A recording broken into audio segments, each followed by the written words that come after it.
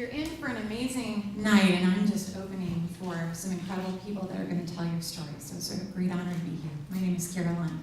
If you know this song, please do feel free to sing along with me. It'll also help ease my nerves a little bit. So.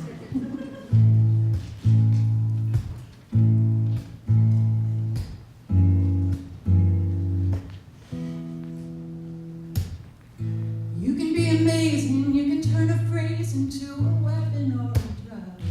You can be the outcast or the backlash of somebody's lack of love. You can start speaking up.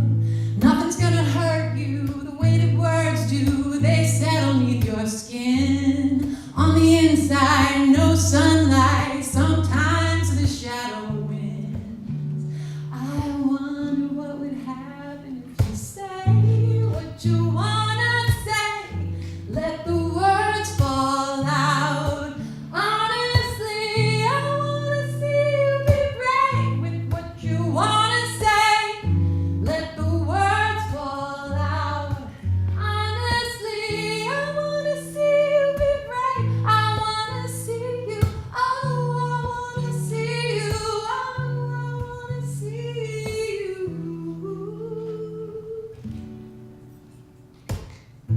Everybody's been there, been stared down by the enemy, falling for the fear and disappearing, bow down to the mighty.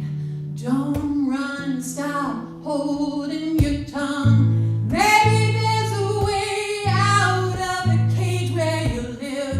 Maybe one of these days you can let the light in. Show me how big your brave is. Say what you wanna say. Let the words fall out. Honestly, I wanna see you be brave with what you wanna say. Let the words fall out. Honestly, I wanna see you be brave. I wanna see you. Oh, I wanna see you. Oh, I wanna see you. Oh, I wanna see you. Oh, I wanna see you. Oh, I wanna see you.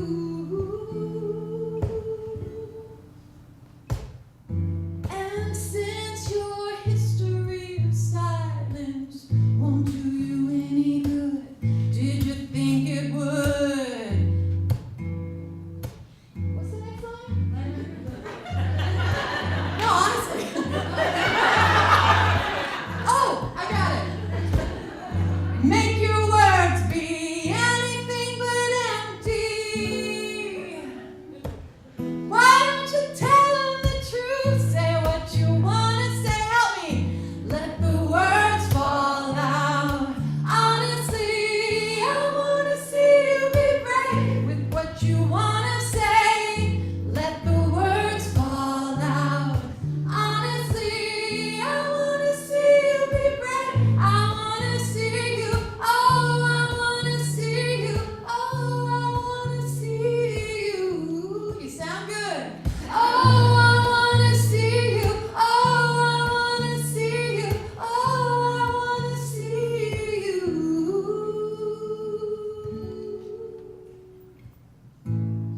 Thank you very much.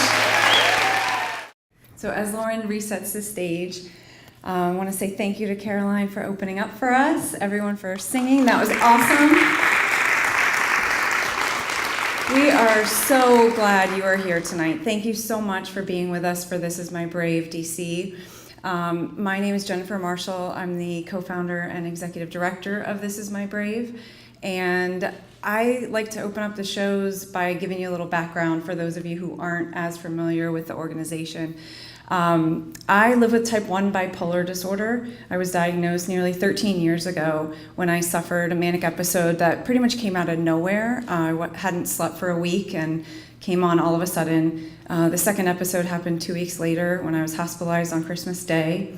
And during the years I was having my children, I was twice handcuffed and hospitalized by police officers, taken to the hospital in a police car. After I went through that struggle, over 5 years, I looked back on that journey, and what I found was I went through a lot of pain, and I also realized that I wanted to turn it into something good. I didn't want to waste it. And what I was in search of back then was stories from people who had made it out of the darkness. I knew that there had to be others out there who had gone through similar struggles, and I found them on the internet. I found bloggers who were writing about their stories so courageously that they inspired me to start my own blog. And I started writing, and it was called Bipolar Mom Life, because I wrote about raising my kids and managing my illness and just life in general. And I wrote anonymously. I was afraid of being judged and afraid of maybe not being able to get a job in the future. And so I just wrote under a pen name, just Bipolar Mom. And I wrote for 18 months, and then an editor found my writing and said, I love what you're doing. Will you write for us and we'll pay you? And I said, yeah. And I said, what do you want me to write about? And she said, being a mom with bipolar disorder. I said, great, that's what I know. So the first article that they published of mine was put on the homepage of AOL with the subject or the title of the article, What Landed Mom in the Psych Ward? So I didn't choose that title.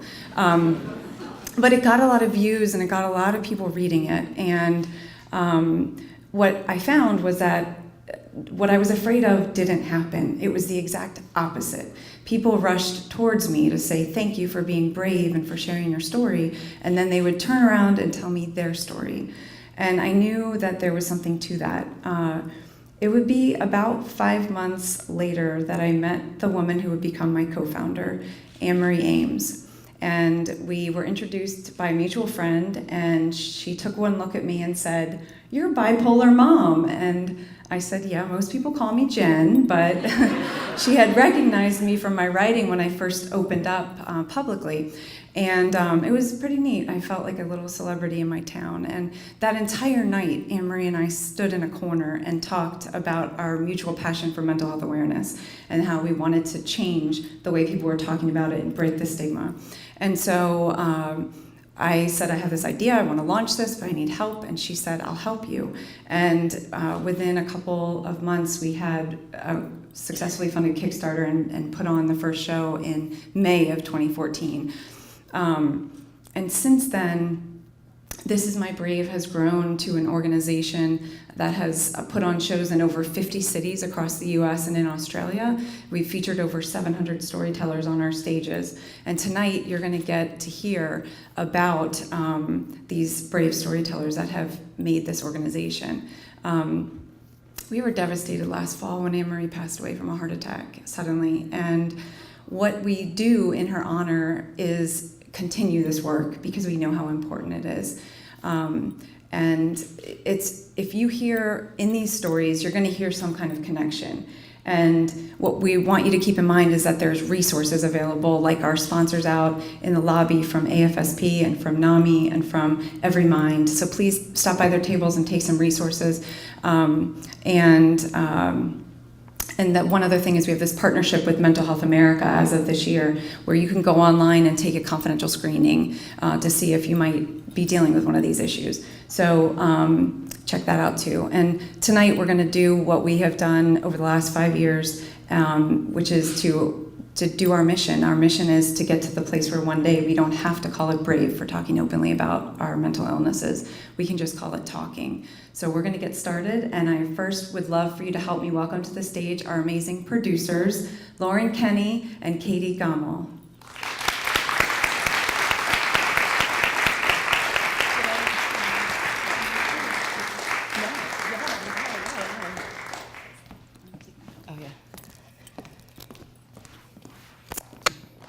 Hello, everyone. Oh, great. That's amazing. Welcome to This Is My Brave DC area. I'm Lauren, and this is Katie, and we'd like to thank everyone for coming tonight to witness the DC area shine a light on mental health issues to end stigma. First and foremost, we'd like to take a moment to thank our sponsors. Our 2018 season of shows wouldn't be possible without the support of our national sponsors, Synovian, Alkermes, and Sage Therapeutics. We'd also like to thank our local sponsors, Wegmans and Starbucks, our anonymous printer sponsor who donated all of our printing costs, our photographer, Tracy Medlock, videographer, Jim Folliard, our local partners, the Maryland chapter of the American Foundation for Suicide Prevention, NAMI Montgomery County, Proof, Every Mind, and Mental Health America. Your generous support of our mission is so greatly appreciated. Thank you. Before we get started, a few housekeeping items. The topic of mental health and mental illness can be difficult to talk about. If at any time you need to step out of the theater, please do so, and one of our mental health professionals will follow you out if needed.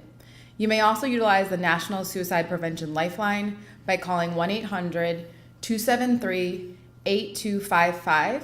You can also text the word BRAVE to 741-741 to text with a professional. Everyone should have received a program when you checked in and entered the theater. Inside it, you'll find info about our cast members and our sponsors, so please be sure to pick one up if you haven't received one. If everyone could now please take out your cell phone.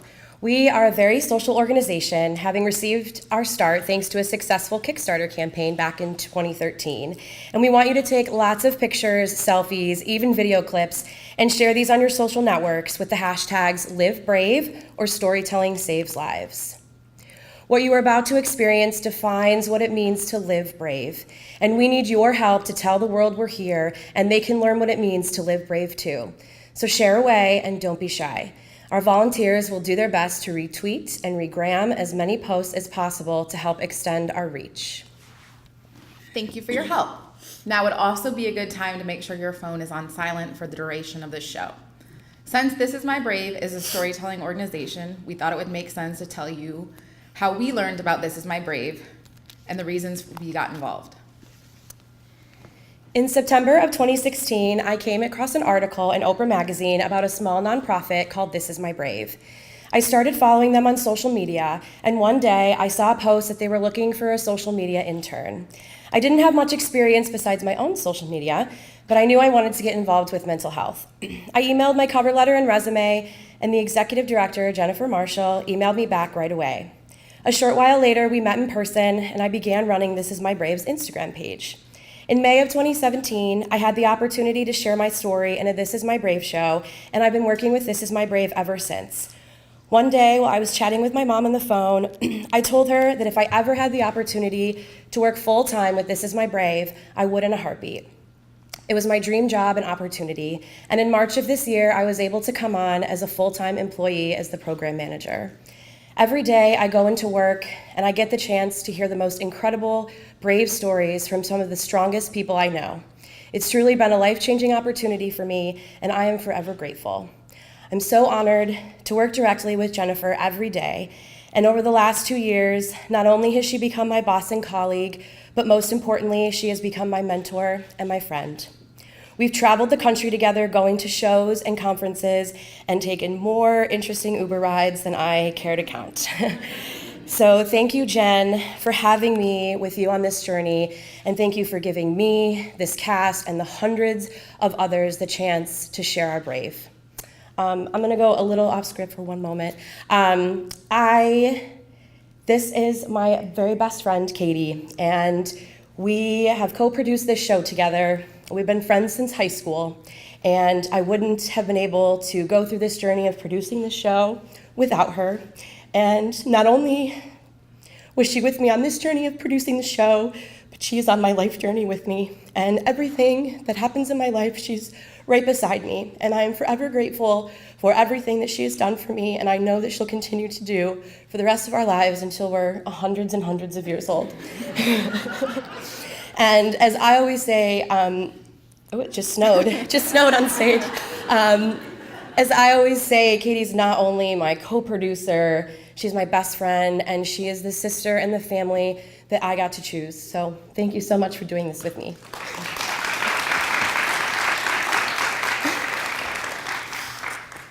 Okay, thanks. You're up.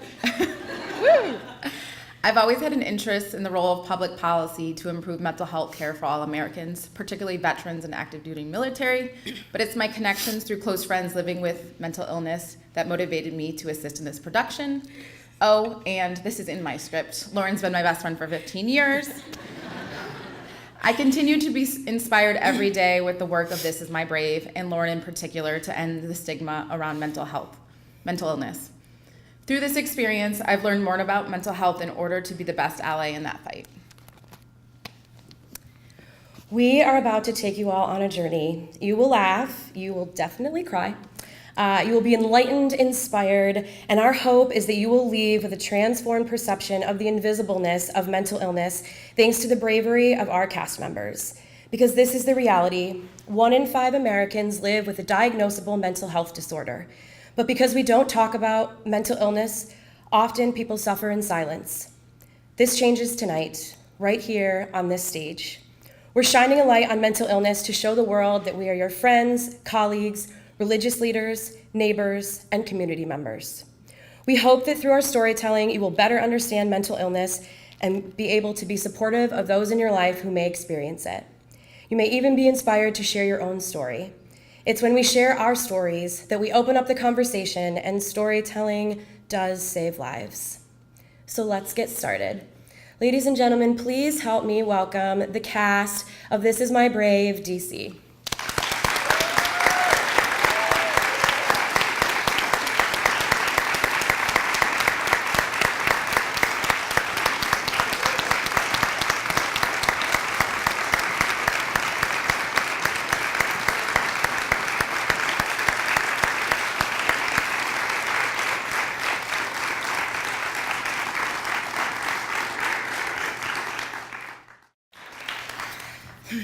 I am brave, I am bruised, I am who I'm meant to be. This is me.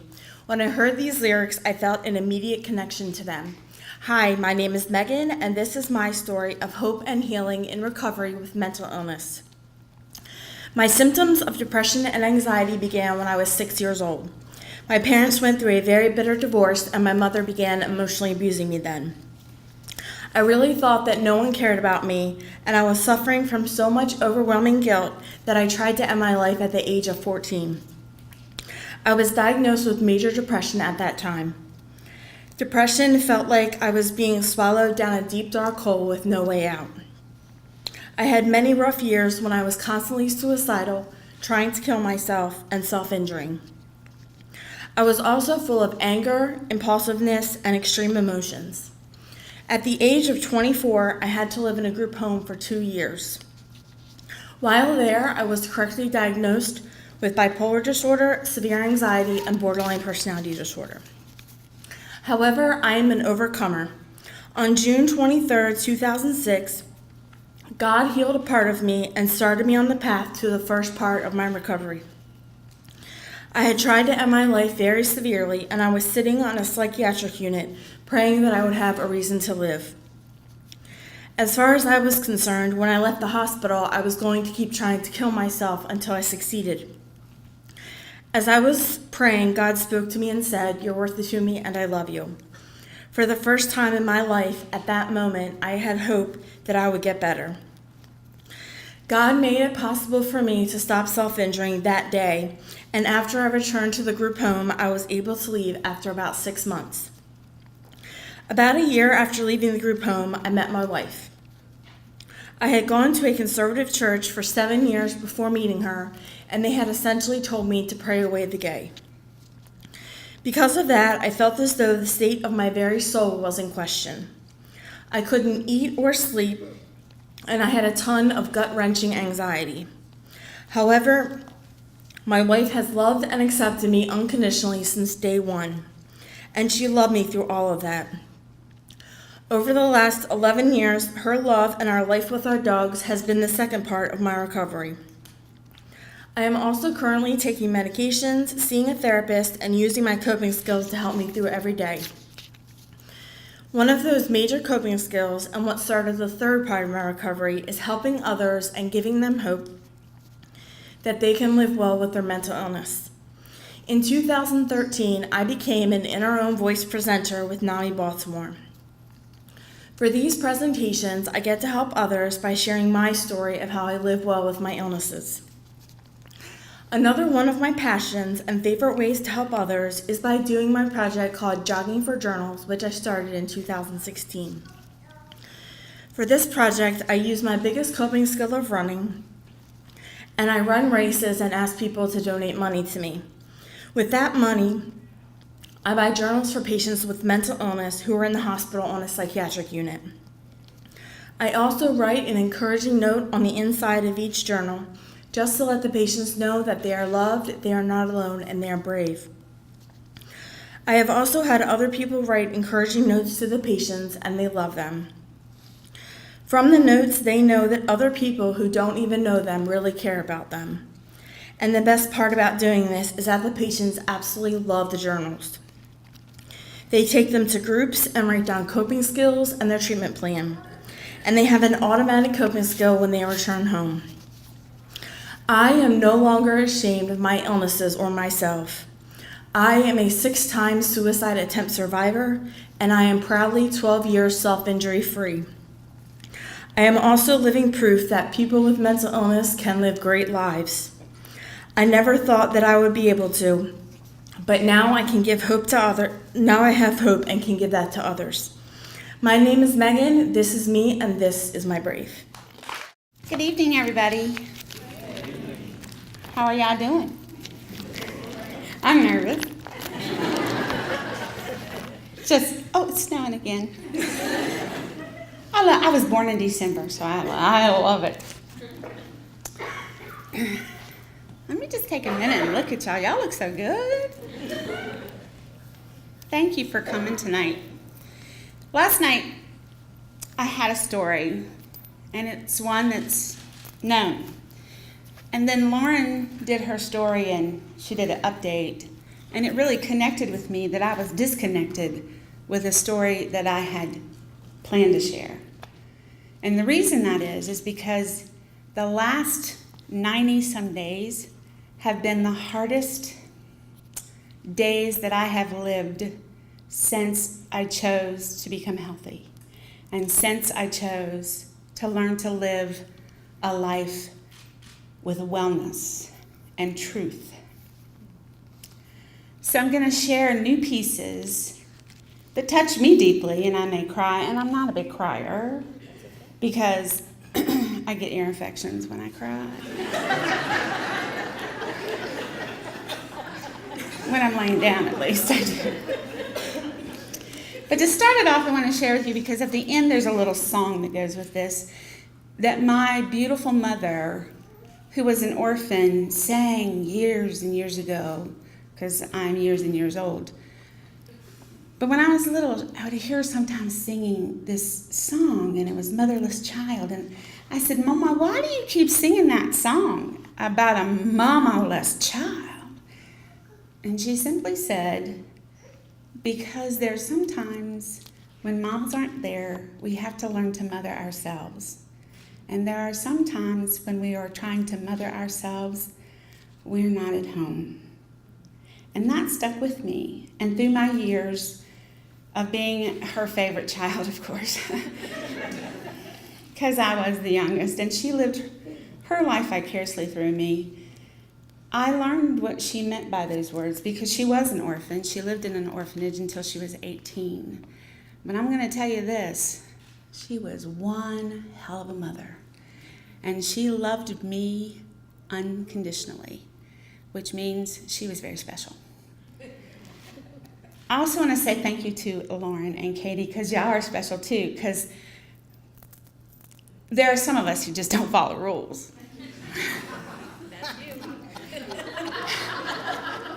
And I apologize.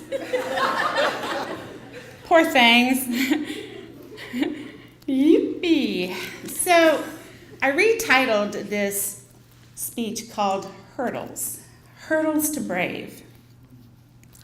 When I made the commitment to live a healthy life and follow my physician's directions regarding taking medication, my life began to really change, and I really did start healing. But I want you to hear what it felt and sounded like when I first started taking medicine, okay? So everybody, I just want you to just for a second, it's going to be longer in a second. Just try to be as quiet as you can.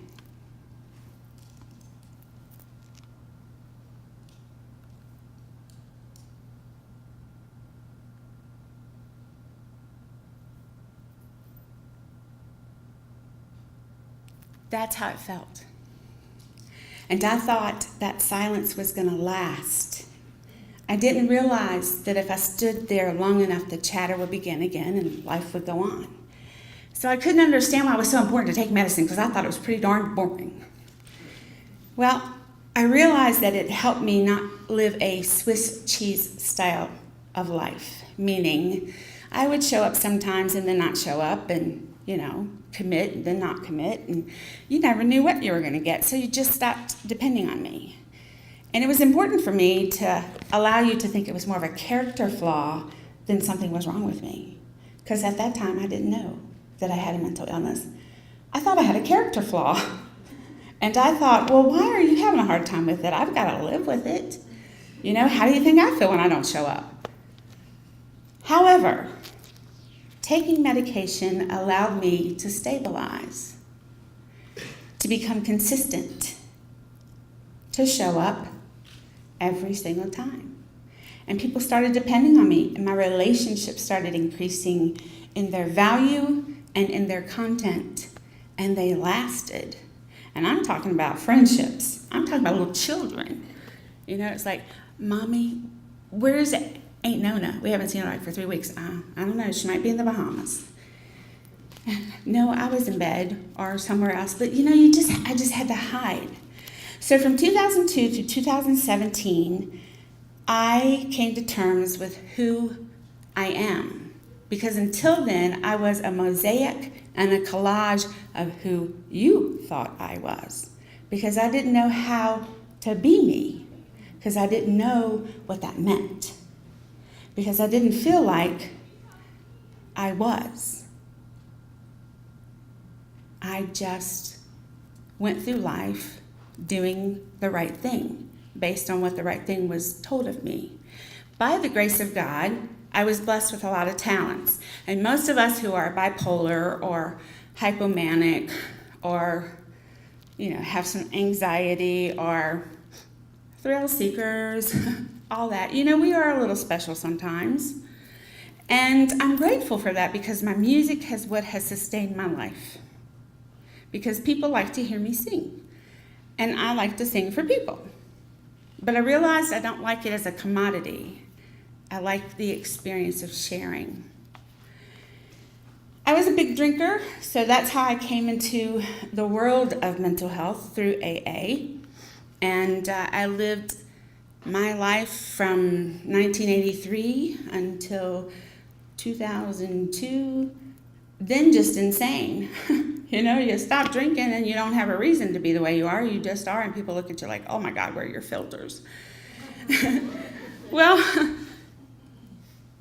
in 2002, after being diagnosed as hypomanic and ADHD with a tad bit of borderline personality in the mix, I thought, it might be okay to talk to a therapist. Maybe I might learn something about myself. Maybe I might learn how to do some things differently and not feel so worthless and think you didn't love me even though you told me 5,625 times that you did. And you know what? It began to work.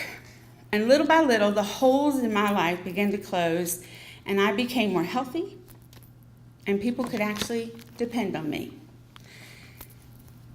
In 2006, I began a journey that put every aspect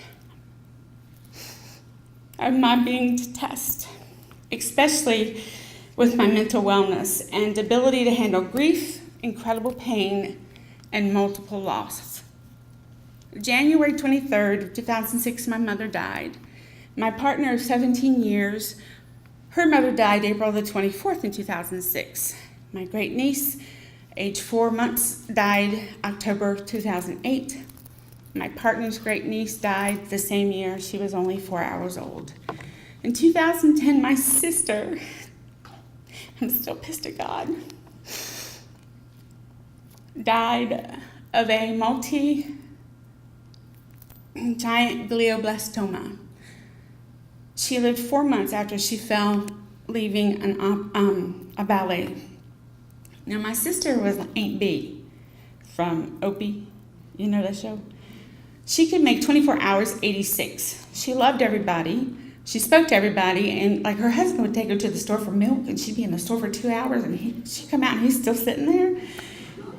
And he's like, Deanne, do you have the milk? Oh, I forgot it. I love my sister, and this world was a better world with her in it. However, God's much smarter than I am in my belief, and I understand now why. Through all of this loss, though, I remained healthy. I kept my job, my relationships, and maintained all other relationships. I was in a ton of musicals, traveled a lot. Then in 2013, I was in a head-on collision. Now, I didn't get hurt, but my partner, who was in Richmond while I was in Waynesboro, hit herself with a hatch as she was pulling it down on her head and suffered a moderate TBI. I was like, trying to one-ups me. Because I didn't believe her. I was in a head-on collision. I mean, head-on collision. The only thing that hurt was my finger. 3 months later, though, I went to this little support group and cried like a baby because she truly changed. Before, it was like vanilla ice cream. After, it's been Baskin Robbins every day. I never know what flavor I'm coming home to or what I'm going to wake up to. We both live with physical and mental challenges and gifts. She was supposed to be here tonight, but she went to New Bern, North Carolina. Thank you, Florence. And helped with a shelter. And when she came home, she was sick. Black mold, and also from the trauma and the loss. A baby was bit on the head by a spider and they lost it. And it took a toll on her. She was there for 16 days. And from then to now, it's been an up and down. I had just gotten a brand new job. They promised me a lot of stuff and I believed them. It's not exactly what they promised. However, my healthy relationship with Melissa of 17 years, when I come home and I've been kind of not so happy about it, she's listened and she said, you know how to take care of yourself, you know what to do. And I did. And then it got bigger and bigger. My medication wasn't covered. I was like, what are you talking about? 15 years I've been taking the same medication. It's a generic. Well, it wasn't on our formulary. So for a week and a half, I went without medication, which meant for a week and a half, I went without sleeping. But you know what? That doesn't give me the excuse not to show up. I would drag my bottom out of my bed and go to work. And I made mistakes, but I was honest with my employer what was going on, which is the first time that's ever happened, because I would always lie and make up something because I didn't want to know there was something wrong with me. There was always something wrong with the system. And then the hardest thing has been we are in the process of trying to adopt our great niece. Those of us who live with mental illness, mental challenges, mental gifts, sometimes we can be very judgmental with other people. Our great niece's mom is an addict. And I was really angry because I wanted to save this child if I could. But because of the anger, they got mad and pulled her out of our life. And I realized I was judging her for not making the choice I wanted her to make. But she was making that choice out of an illness, not out of a place of wellness. And so I had to come to terms with my judgment of her behavior and realize I had to let it go.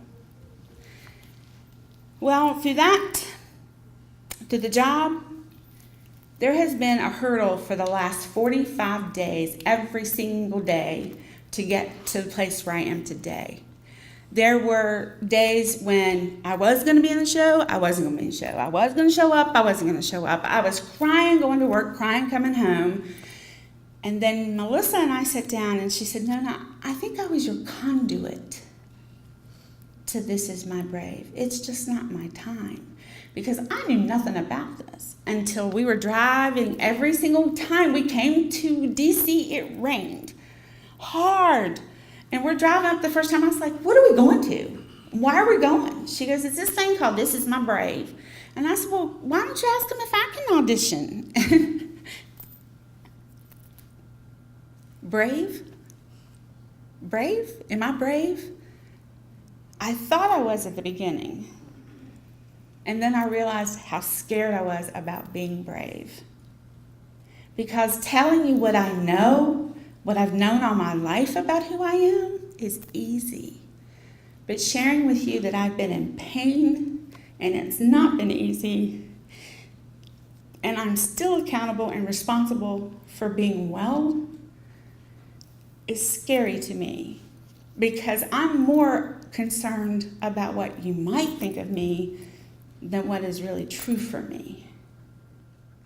And that part of my wellness is still learning how to grow up. So, getting here has been a challenge, and yet I am here. I know things are okay, and there's going to be another hurdle, and I am going to be the Olympic champion of This Is My Brave. I will tell you I don't want a gold medal because I live a golden life. Because hurdles are not going to deter me. That is the definition of my brave.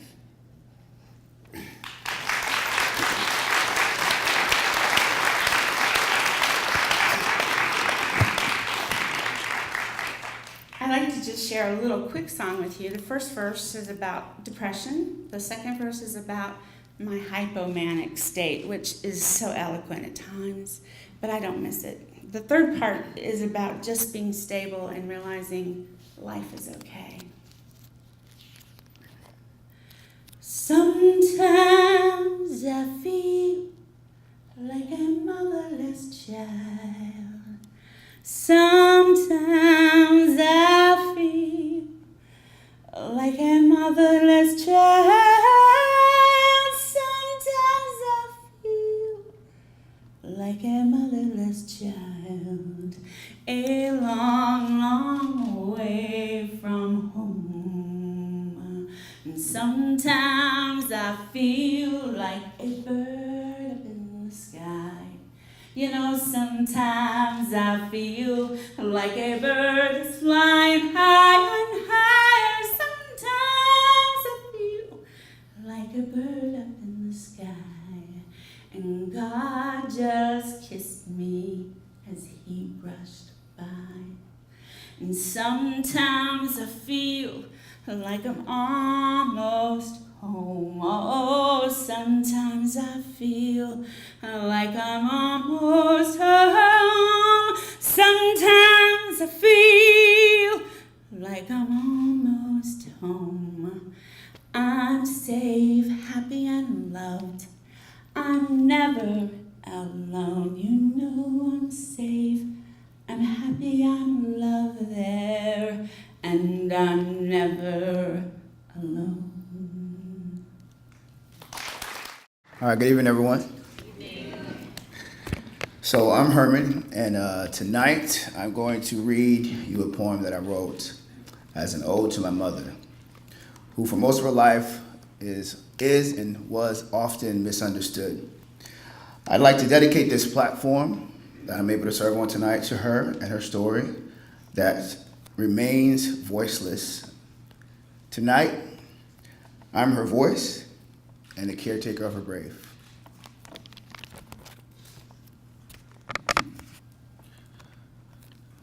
She was 16 going on 17, seemingly radiant, full of life, unguided but not misguided, taught, lessoned by a grandma. Her mother, selfishly lost, unmothered. Father, unknown, left alone. She was left alone. She was 16 going on 17, discovering things, curious, I'm sure, but aware of her glory. She was 16 going on 17. She found herself, maybe in love, no glove, pregnant, Firstborn, unknown, no source. She was 16 going on 17, a new mother. Life changed forever. It was the end. She was 16 going on 17, a new mother, no father, son born, life scorned. This was a new path for her. She would go on to become a factory, a mother factory. Son after son, she bore daughter after son, son after daughter, daughter then son. 9 children born from her womb. Well into her 20s, early 30s, she was still 16 going on 17. Throughout that time, I emerged, a young man, fatherless. Fatherless because she was 16 going on 17. My father couldn't cope. He couldn't understand why. She didn't understand or have the tenacity to grind, or be, or do. So he went to dope. He went to dope, and then he left. Because she was 16 and going on 17 mentally. I always said it was never her fault. She didn't get a break. She didn't get guidance. Her mother, that's what she was called, could not mother. Selfish pride got in the way, and she always was on a high of getting her way and doing her thing. 3 children grandma had, none of them knew their fathers. Understanding as an adult man, although she was 16 going on 17, my mother had great resilience and strength, solid spiritual foundation and religion, full and intense.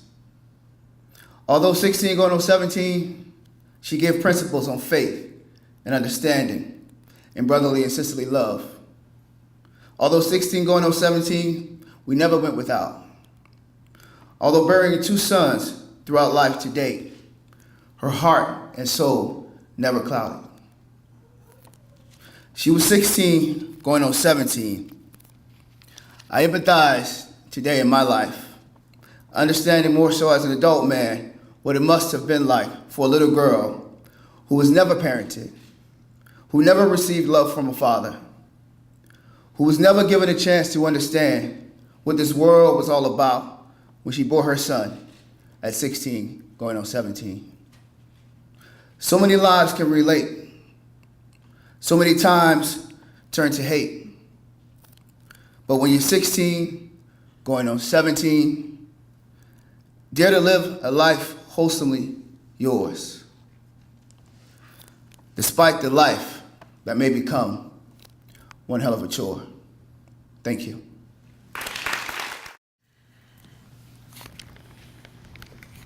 Have you ever seen a movie where someone falls asleep and wakes up to a life that's completely different? That happened to me in real life, but I didn't snuggle under my covers and wake up with Tom Hanks. 18 years ago, I dozed off behind the wheel of my car with my youngest daughter in the passenger seat. And just like that, our lives radically changed. Before that moment on a country road in Ohio, life was good, but I also was in denial about my depression.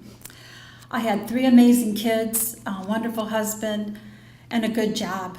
So how could I be depressed? The label made me feel weak and ungrateful. I was first diagnosed at 23 as a new mom, but my doctor didn't tell me. He wrote it down instead. Maybe I wasn't ready to hear it yet. I certainly did not understand it. And when I read the diagnosis a few years later, I thought he was wrong. I kept denying my depression. I kept up with 3 busy kids. I taught literacy at a state institution, and I barreled on. I really loved being a mom, but I was tired. I had headaches. Who wouldn't? The headaches and the depression wouldn't go away. At a pain clinic, I was again diagnosed with a mental illness. Still, I rationalized it away. What came first, the depression or the headache? It had to be the headache's fault. I tried medication for the first time. Eventually, 2 antidepressants helped me manage my depression until I hit a turn in the road, literally. In the year 2000, I was driving late at night, coming home from my son's college concert. I fell asleep at the wheel. As the car veered into a ditch, I hit my head and blacked out. The car flipped 3 times across a field. And when I woke up, the world was completely different. My daughter Beth sustained a spinal cord injury that left her paralyzed from the chest down. I quit my job to be her caregiver. After 2 surgeries, intensive care, and rehab, I was still afraid of losing her. Every moment of our new life felt just impossible. Everything was impossibly uncertain. New anxiety and guilt amplified my old issues of chronic pain and depression. Increased doses of my antidepressants did not prevent me from spiraling. I worked really hard to hide my feelings. I didn't want to give the people I loved more to worry about. Especially, I felt like I accomplished that spectacularly well with the car accident. And I thought that if I gave in to my emotions, I wouldn't be able to function. And I desperately needed to help Beth. That's why I got out of bed in the morning. She was only 14 years old. Beth carried me forward, since between the 2 of us, she was the emotionally stable one. How many 14-year-olds have the inner strength to lead the way? Beth focused on regaining her independence bit by little bit, a goal that few with quadriplegia attained. Sometimes we need someone strong to lead the way. I wish I had reached out for help right after her injury. I started counseling several months after. At the first session, I hoped for a little peace, with more ahead, but it wasn't that simple. I felt like a failure, and I thought that I failed at counseling too, since I didn't improve for a long time. Weekly counseling for 3 years helped me understand depression and eventually to forgive myself. My husband John and my 3 kids were always there for me. And Beth helped me find hope again, something she had all along. And she's here tonight. Thank you, Beth.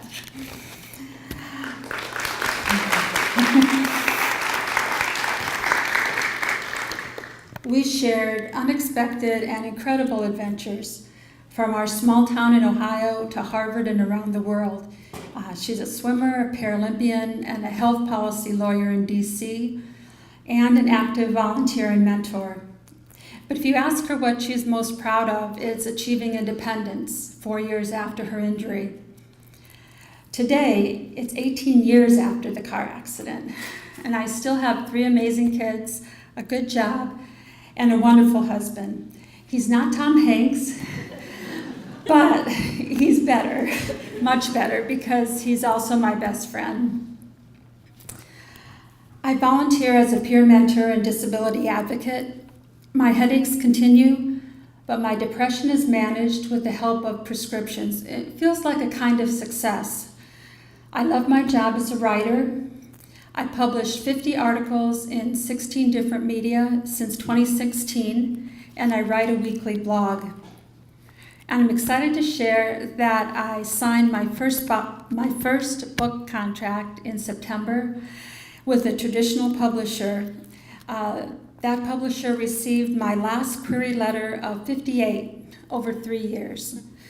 And my memoir, Struggling with Serendipity, will be released this spring. My main goal with the book is to help others in crisis. When I was struggling, I'm grateful that a brave teenage girl led the way. And today, I'm brave enough to stand here on this stage to share what I learned. Hope is an incredibly powerful thing. And if you never give up, hope wins.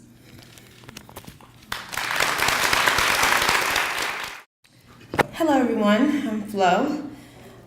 This piece that I will be sharing today is called Can You Remember? You showered me with love. You gave me your mother's name. An unshakable bond that I can't even explain. You preached the importance of family, love your mother and father especially. But when it came to your own, at times, you behaved a little differently. My first impression of love was weird. It was passion and pain mixed with fear. And your anger reeked through your actions, which caused us to secretly disappear. I know this wasn't your plan, and trust me, I had something different in mind.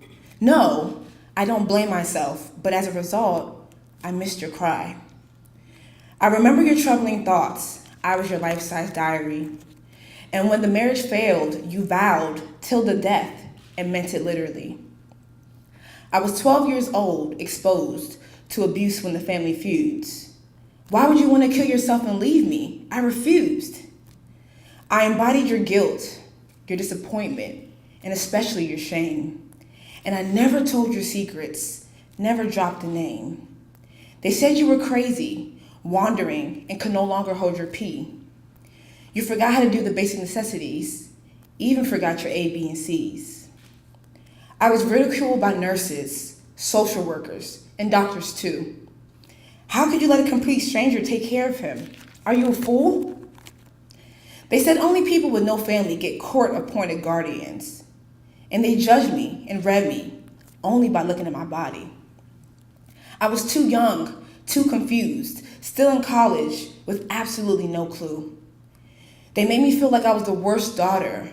Maybe I should drop out of school. When my professors gave me the freedom to choose my own topics, I always picked you. I used school to do my research, trying to find answers, but your condition was just too new. There was no research about dementia diagnosed at 58. So I was back to square one, frustrated with a heartache. I remember you always preached the importance of your education. You definitely forgot to tell me it would be a lot of hard work and dedication. Graduation day in December with only 4 tickets for a big family. But it was a no-brainer. You deserved a seat. I knew you were proud. You just couldn't tell me. I finally got tired, fired their system, and told them to hire me, and stood before a judge and told her why this job was made for me. I listened to you carefully, making sure that I didn't miss a beat, while I responded slowly and gently with my words constantly on repeat. We both got lost together under one universe in 2 completely different worlds, except you once understood mine, and I lost myself trying to understand yours. It was dark. I was lonely. My protector was changing before me. I became bitter and angry. Lord, why would you leave me at 17 only? Why would you get sick? I still need you to feed me emotionally. Teach me how to love and protect myself and how to recognize the phony. I was upset with you. I was upset with God. Why did you have to make my life so hard? I blamed you for everything, each obstacle, each disappointment, even down to my broke down cars. I received late night calls from the police of a black man wandering the streets, and I thank God they didn't shoot, because at 4 a.m., you knocked on a white man's territory. Innocently trying to remember images from your past, but the world we live in sometimes won't give you that kind of pass. Then you were seen at the let out. I thought, maybe just hanging out, until they told me, no, that wasn't it. You were begging, looking for handouts. Unable to wrap my mind around these images presented before me, I was ashamed and disappointed. This was now my reality. 58 to 8 in 6 short years. And to know that it's a waiting game from here on out brings me so much fear. They tell me, be happy. He's not dead. He's still here with you. Well, how happy can I be if he doesn't even remember you? I can't say you were the perfect husband, but you were an amazing father to me. And the world knows I'll give my last to you. I just hope you always remember me. Thank you. Hello again. My name is Lauren. I just turned 30 years old last month and took an epic trip to Vegas with 3 of my girlfriends, who are all here, by the way. Yeah. I have a job, a great group of friends, and a supportive family. My mom even flew in from New York today just to hear me speak. Hi, Mom. I'm a daughter, an aunt to 2 nephews, 1 niece, and a cat named Lily. I'm a sister, a colleague, and a friend.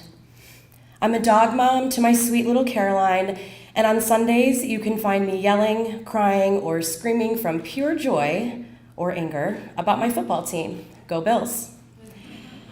I love to laugh, and if you look at my social media, you'll see me doing just that.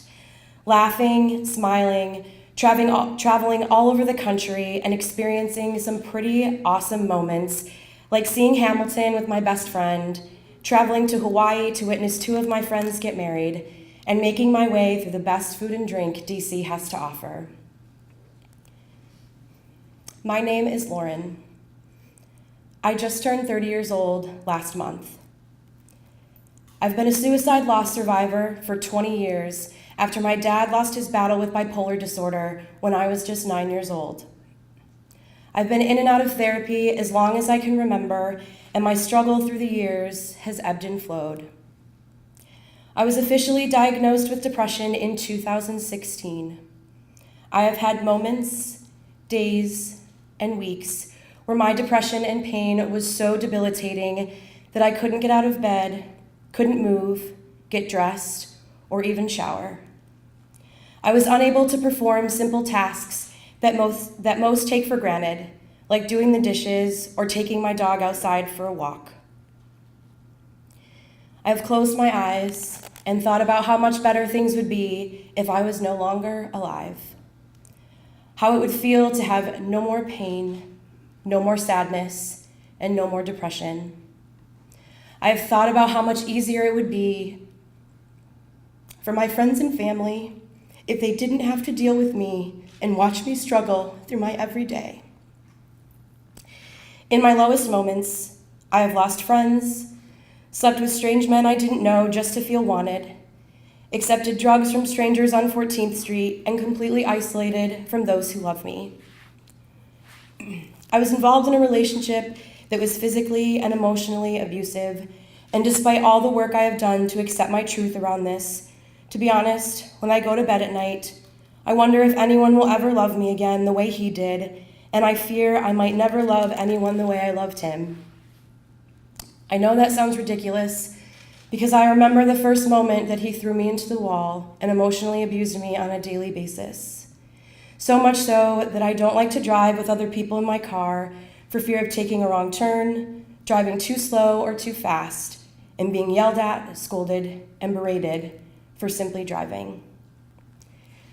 A year and a half ago, I stood on a This Is My Brave stage and shared my story up until that point. And at the end, I wrapped everything up in a bow because I thought that was the only way I would be able to share with my friends and family my perspective of what I had been through. I thought the only way I could open up and be honest was to assure them that now everything was fine and I was okay. The real truth is this.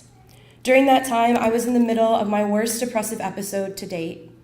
I was completely numb and I felt like a fraud because I actually was not okay. And not only was everything not fine, it was terrible, scary as hell, and I was in pure agony.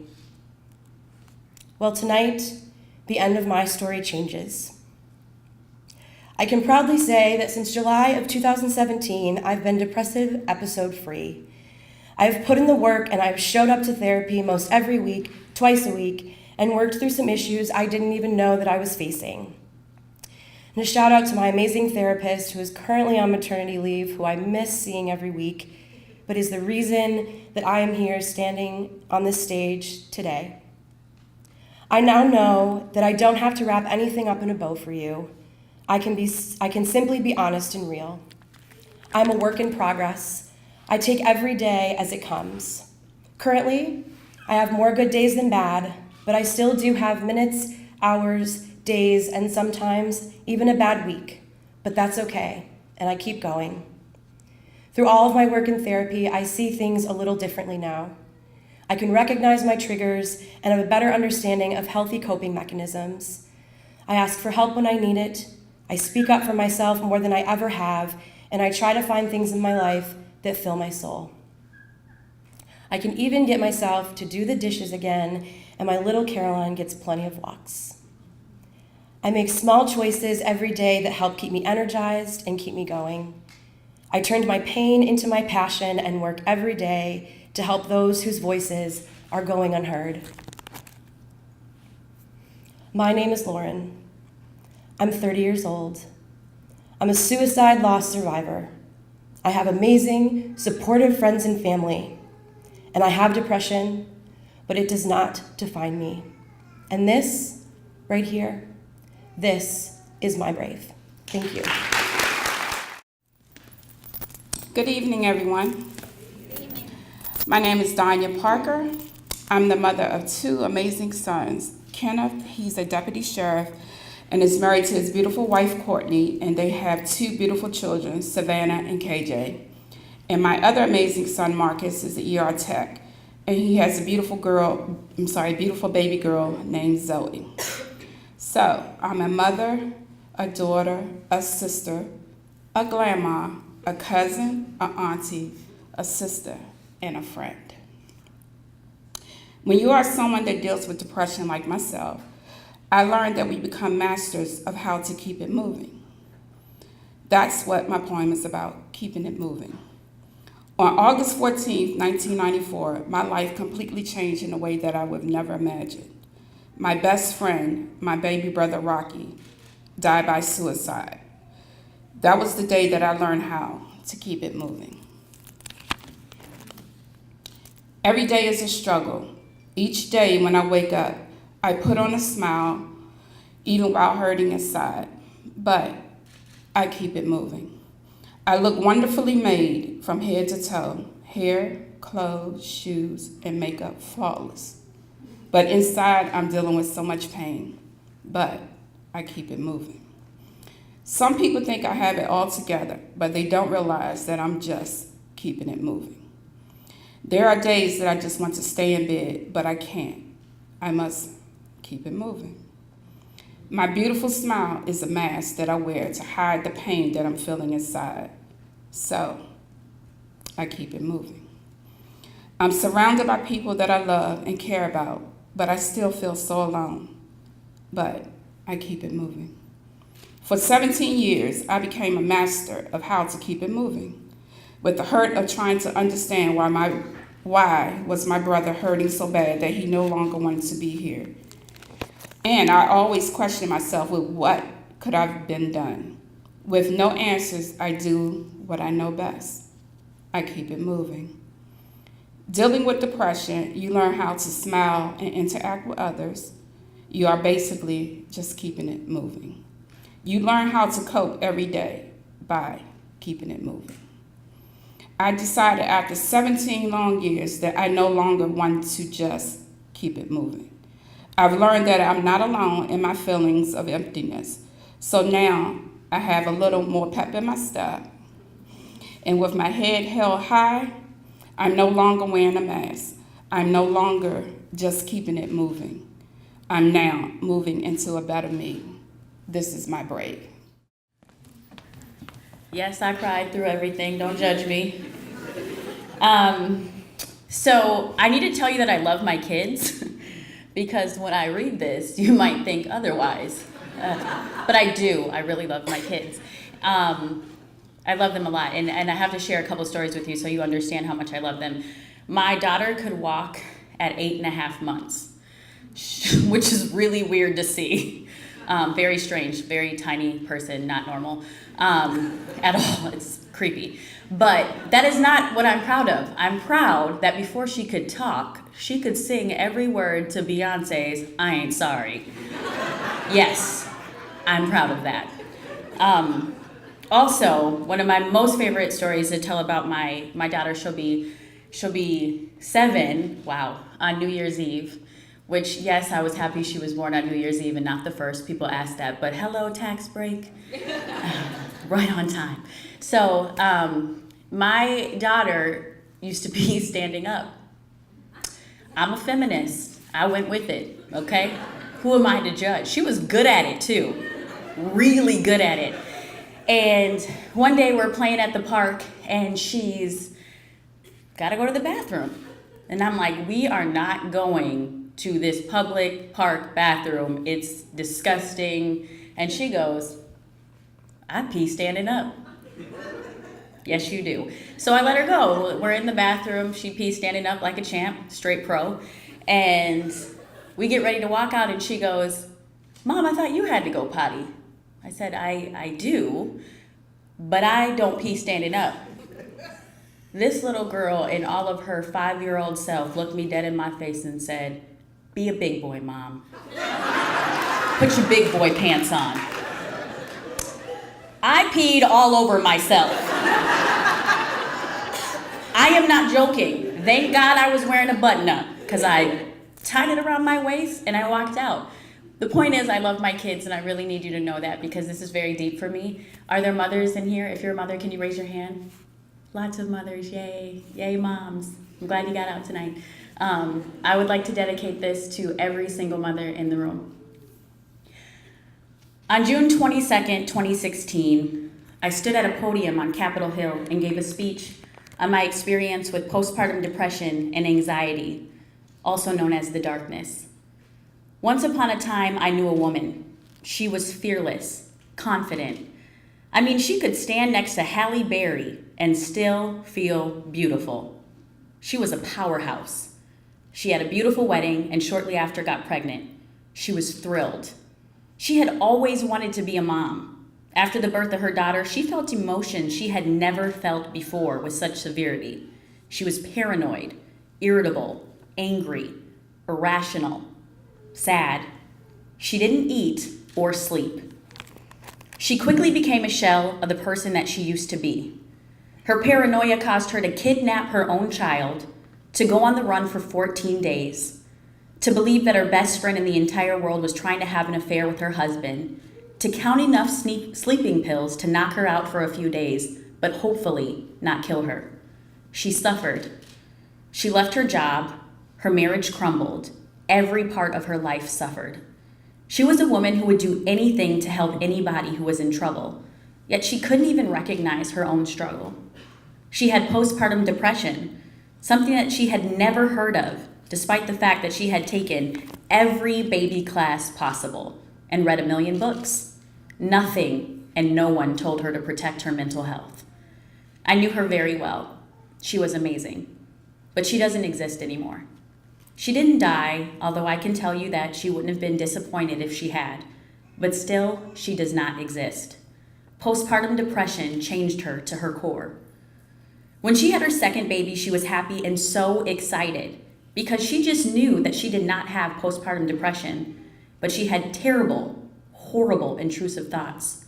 She envisioned her children's deaths. She buried literally every person that she loved in her mind. She planned escape routes in every situation. She had to sit facing an exit, kept sharp objects in her car, just in case she went over a bridge, landed in water, and needed to break a window to survive. She had no idea that postpartum depression had an evil stepsister, postpartum anxiety. She was amazing. She had babies. Her mind failed her, and then the medical field failed her, and government policies too. And she will never be the same. I can tell you this with certainty because I used to know her. I actually used to be her. I'm Danni. I'm a postpartum depression and anxiety survivor, and it was the scariest, most awful time of my life, and I am not who I used to be. I had to find a new normal. I remember hearing and seeing stories of women who had killed their babies and thinking, wow, there's a special place in hell for them. Perspective is everything, though. Because a few months after my daughter was born, I remember thinking, thank God she is not a crier. Because if she was, I probably would have killed us both. Those women shouldn't burn in hell. Those women were living in hell on earth. Their minds, emotions, and rationality turned against them, and they needed help. They needed someone to tell them that what they were going through was actually the most common side effect of childbirth. They needed to be screened. They needed laws in place to protect them and their babies. They needed to know that they were not alone, that countless other women have been where they are. There is power in hearing me too. It's very isolating to think that you're going through something alone. Knowing that others have been where you are just might be the thing that actually brings you out of it. And that's why I'm here today. I want women to know that they are not alone. I'm here to say, me too. I've been where you are, and I'm here to help. I'm here to bring light to the stigma, to push for change, to make things happen. I feel their pain, and they are so worthy. If you were to walk in my postpartum shoes, I would hope that you would be as tough as me, because most days, even I didn't think I was gonna make it, but I did. And I'm not afraid to say it. Postpartum is my truth, an ugly truth that I just so happen to be on my way to conquering. It would be a lot easier for me and other women struggling like me if our government made mothers and their babies a priority. I cannot even put into words how terrifying it is when your mind betrays you. I'll leave you with this though. I'm a talker by nature and profession. I'm an oversharer by nature and profession. I got postpartum depression, and it was the first time in my life I didn't want anybody to know any detail about what I was going through. We need to change the way we treat mental health. We need to erase the stigma. And if you don't mind, we need to take a moment of silence for the women I once thought should burn in hell. The ones who didn't make it out of postpartum depression. The ones who hurt themselves and their babies. Tears were streaming down my face and the faces of countless strangers who were listening to my speech. I did my part. I brought them into the darkness. That was my goal, to make them understand, to make them feel, to make them care enough to push for change. The darkness, it's so far and so close. I feel it hovering over me, ready to pounce. And in my weakest moments, it does. I was on Capitol Hill trying to protect mamas and their babies, but this mama right here, she's running a race against the darkness, and the darkness is catching up. This mama right here lost her forever and her job, and the darkness knows this and is taunting her. This mama right here is wondering if she will ever not feel the effects of what postpartum depression did to her. The darkness, 0 fucks given. I have a love-hate relationship with the darkness. It took so much from me, so much. But the darkness also gave me a level of empathy I never even thought possible. And for that, I am thankful. Empathy is everything, and I have that. Thank you. Hell? No. What the hell is wrong with my life? Day by day, my life is filled with unbearable strife. I'm sorry if I offend you by my harsh slang, and you are internally filled with disdain. But that's what my past has felt like, a living hell. Trapped and alone with no one to tell. It all began on the day I was born. I was one of two. And as a twin, my identity was torn. The very essence of me was left up to others who disagreed. Why can't you tell us apart? I am simply me. I was often asked, why can't you be more like your sister? Slowly, the negativity formed my life's metaphorical blister. As it grew bigger and bigger, you may wonder how I could cope. But that's what I couldn't figure. I am a trans man, but when I was younger, I never devised a plan of becoming me. At the age of 12, I attempted suicide for the first time because life for me was far from sublime. As I sat with scissors positioned at my wrist, my dad walked in and sat beside me. I couldn't pontificate what was wrong in the moment, so I held on to them tight with an unyielding fist. As the years came and went, I still couldn't vent. One day at dinner, my parents divulged that they wanted a boy. My inside sunk as I thought, but they have a boy. This joke is coy. But when I realized they were serious, I grew furious. I became a super feminine lady as I masked my manly desires, feeling like life was shady. The next time was freshman year in college. I felt so alone. And with so many dorm mates, it was impossible to use the phone. I told them I was lonely and missed my family, but they were in the same situation as me. This was my opportunity, and I failed at my chance to simply be me. Why don't you wear this dress or wear lipstick or blush? I conceded often to avoid the fuss, but I wasn't happy. I continued the search to find me. Call 911. I think I'm in trouble. Quick, quick. On the double. Frustrated and discontent, I took infinite pills to ease the pain. Why not? It made sense to me. Internally, I was distressed with nothing to gain.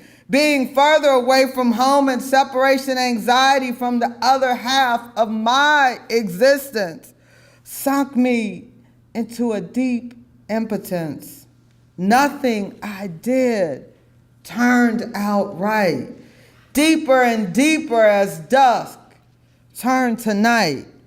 And my hell was never alleviated. As my present days grew more historic, my damnation swelled and I became more infuriated. Years went by and thoughts of she being he emerged at 46. Is this the moment that I could finally be fixed? I spent my past trying to end my dilemma. I can't tell you all the ways I tried to die. You'd only say that my tales were lies, lies, lies. I stopped counting the times I overdosed on pills. Should I drive off of a bridge or fly at the speed of light up a steep hill and come crashing down as my lifeless body awaits in nothingness, Neal? Will I remain in search of me, trying to live everyone's life at the exclusion of who I was meant to be? Shattered in broken bones and flesh, what the hell is wrong with me? Why is my life such a mess? I stopped counting the times I tried to drown my sorrows with beers as my eyes filled with unstoppable tears. The thoughts of trying again never seem to go away. I hope one day I will be able to ease my dismay. What the hell is wrong with my life?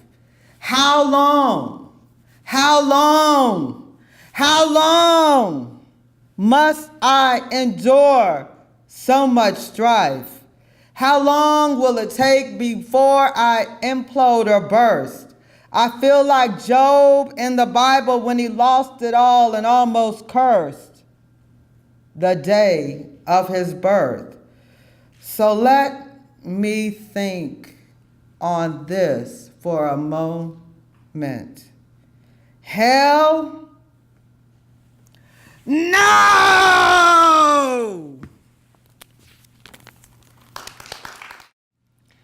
Before I graduated from college, I had a bucket list. It had just one thing on it: run 10 marathons before you turn 30. That's something you could be proud of. When I graduated from college, I had to add something else to my bucket list, something I never thought I'd have to strive for or actively work towards. Stay alive. Are you familiar with exposure therapy? Expose yourself to a little bit of the thing that's triggering in a somewhat controlled environment. It's proven to be helpful in a lot of cases, but in retrospect, it's probably not something I should have decided to do on the fly. For me, exposure therapy meant facing the one thing that stood between my past and my healing journey, the Golden Gate Bridge. Why? 5 years before, I was convinced that if life wasn't getting any better, there was no point anymore. I might as well hurl myself off the side to stop the pain. Few people survive. My chance of surviving should I jump were slim to none, and to my depressed mind, those were pretty good odds. But I was feeling better in that present moment.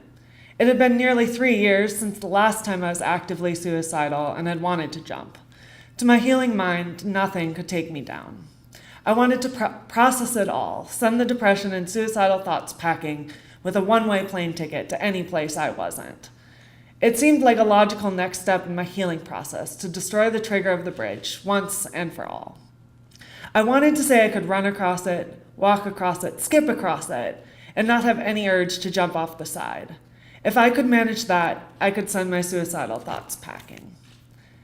My friend and I signed up to run the San Francisco Marathon together. Perfect. I thought I'd have moral support the whole time. She was one of a few people who knew my story, and she knew she might be getting herself into a 26.2-mile-long therapy session. At the end of it, I could say that I exposed myself to my biggest trigger, and I will have survived. I was nothing but excited for the race, until the day I got the, "Hey, sorry, I can't run the marathon with you anymore. Something else came up, but you'll be great," message from my friend. Shit. The panic started. I was going to have to do this thing on my own, without a running buddy, without someone to make sure I didn't get too close to the edge because I didn't trust myself enough to not jump off. I was hitting rock bottom, and I didn't want to talk about it. I was too afraid the response I'd get would be, "You can't run that marathon." The last thing I wanted was to be told I couldn't do it. I mentioned it offhandedly in therapy a few weeks before the race. I wanted support, I just didn't want to have to say it aloud. My anxiety was getting to be too much, and it came out. To be honest, I'm panicking every day because I have to run this race alone, and that damn bridge is a damn trigger for 99% of the suicidal ideation I've had in my life. So running across it alone isn't exactly at the top of my list. I braced myself for my therapist's response, hoping for the best, but ready for the worst. I remember the smile that spread across her face and the calmness of her voice as she reminded me. Things like this were the point of therapy. This was something we could tackle. Deep breaths. I was cutting it close. 2 more weeks. 2 weeks in which to learn the coping strategies that would make this marathon enjoyable and not the most terrifying experience of my life. I had the love running part down. Running was the one thing I knew could pull me out of a depressive episode, if I managed to find the motivation. And if I managed to even get a mile in, it would leave me high for the rest of the day. The sound of my feet hitting the pavement would make me smile. The smell of the fresh air would make me feel at peace. It was the emotional triggers that came with having chose that particular marathon and the weeks of panic attacks I'd already had, with the expectation that it would be terrifying. I'd been too afraid to walk on the edge of any bridge by myself for years. The day of the marathon came. The gun went off and I started running. And I ran, and I ran, and I ran. I remember the excitement and the adrenaline as I approached the first hill, remembering my high school cross-country coach yelling at us to push it. I laughed to myself as I thought about her and sprinted as fast as I could up the hill. I remember feeling the raindrops falling down my face, helping to wash away the sweat.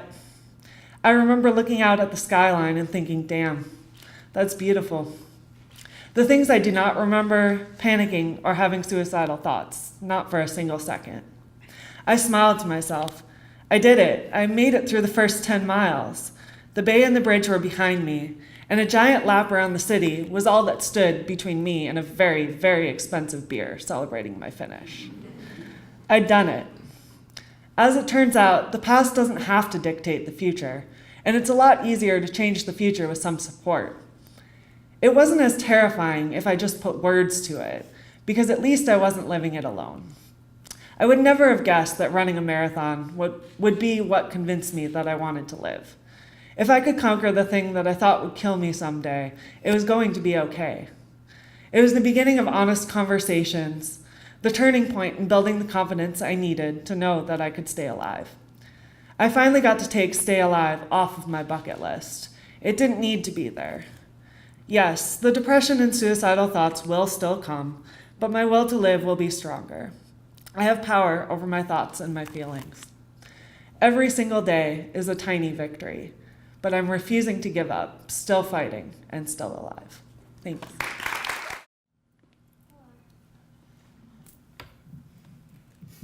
Hello. Hey everyone. My name is Neha, and I'm going to sing a song I wrote about a difficult period in my life. The way I got through it was through songwriting and writing everything down.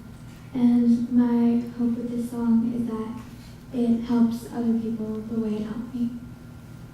So here it is. I never meant for it to be this way. Trust me when I say that I wanted better for you. I didn't mean to break you. I let the thoughts cut into your skin. Let you feel you're worth nothing. I left your world cold and empty. I didn't know how bad it could be.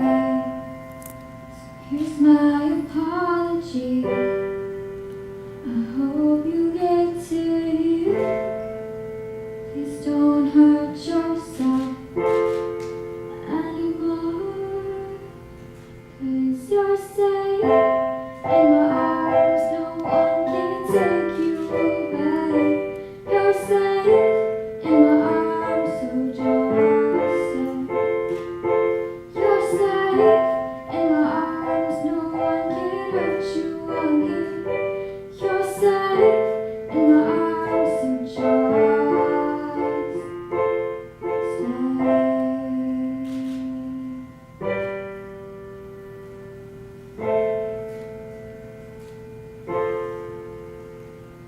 I was in summer when the worst was there.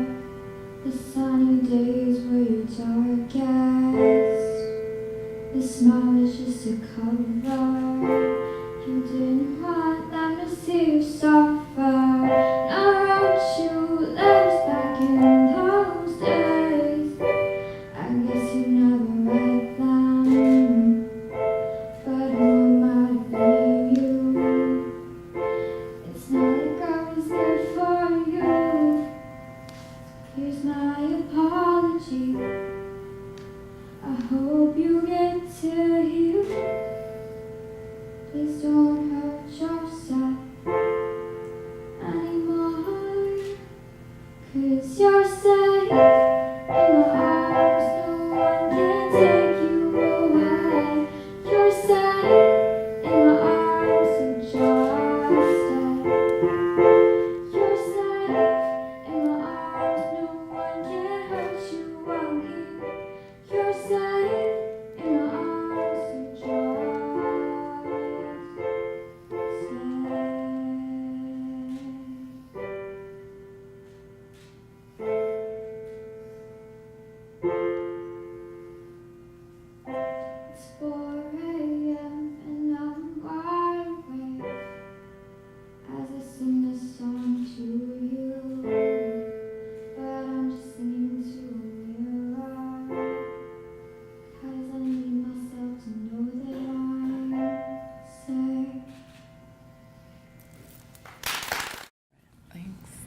Our brave cast was able to shine a light tonight on a topic we don't talk about enough.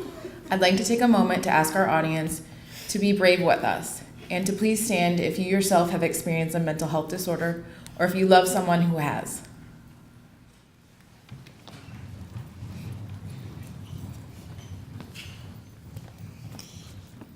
We are all affected by mental illness, and simply being here today was an incredible start to building upon a movement of people who are willing to be more open and supportive to those struggling.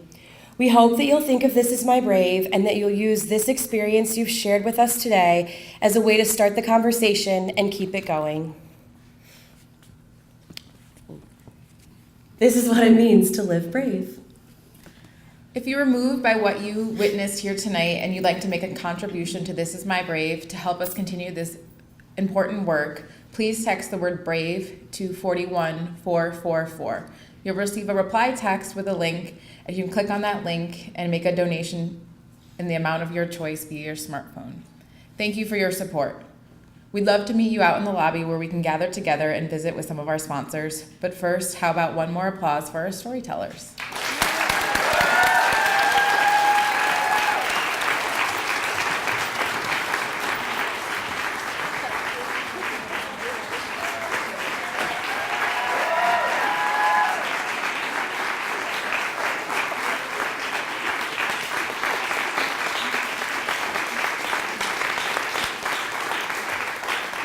Thank you guys all so much. We'll see you in the lobby. There's some Starbucks coffee and some popcorn for purchase. So we'll see you guys out in the lobby. Thanks.